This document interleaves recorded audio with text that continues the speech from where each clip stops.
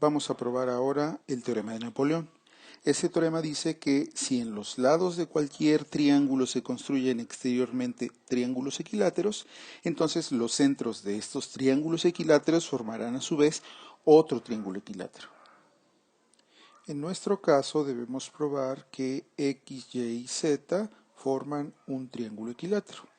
X, Y y Z son los centros de los triángulos construidos exteriormente en los lados del triángulo ABC. Estos centros son simultáneamente gravicentro, circuncentro, incentro y ortocentro de cada uno de los triángulos equiláteros. Construyamos inicialmente los circuncírculos de los triángulos ACE y BAF. Estas dos circunferencias se cortan en dos puntos. Un punto es A y el otro llamémosle P. Observemos que en una circunferencia tenemos el cuadrilátero cíclico APCE y en la otra BPAF. Como los triángulos que se construyeron exteriormente son equiláteros, entonces todos sus ángulos miden 60 y eso va a ocurrir para todos los triángulos exteriores. Como APCE es cíclico y el ángulo en E mide 60, entonces el ángulo en P debe de medir 120. Análogamente, el ángulo APB también mide 120. Y como la suma de los tres ángulos en el vértice P debe de ser 360, entonces el ángulo BPC debe medir 120. Observemos ahora que como el ángulo en P es 120 y el ángulo en D es 60, entonces el cuadrilátero BDCP es cíclico. Es decir, el circuncírculo de CBD pasa por P. Sea Q la intersección de PC con XY y sea R la intersección de PA con YZ. Me interesa saber qué ángulos se forman en estos puntos, es decir, qué relación hay entre las rectas PC y XY y PA y YZ. Voy a considerar aislado del dibujo a las circunferencias con centros en X y Y voy a ver qué es lo que pasa con la secante común.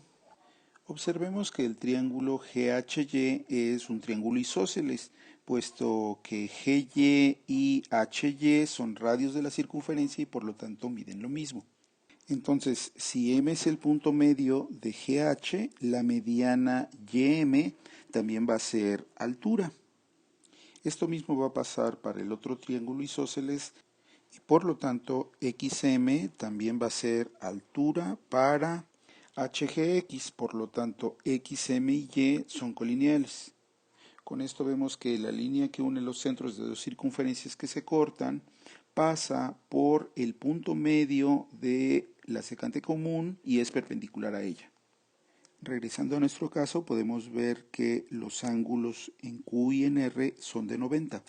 Es decir, desde Q y desde R se está viendo la diagonal del cuadrilátero PQYR bajo ángulos suplementarios, por lo que el cuadrilátero PQYR es cíclico.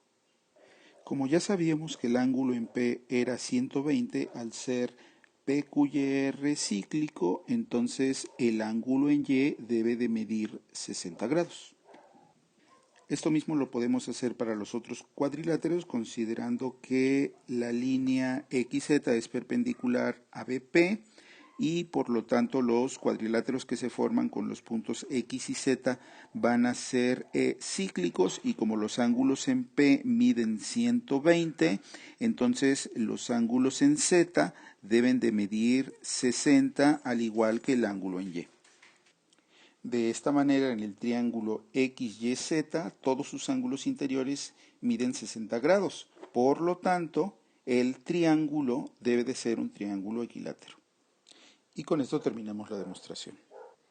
También es posible probar que si los triángulos equiláteros se construyen hacia adentro del triángulo original, entonces también con sus centros obtendremos otro triángulo equilátero.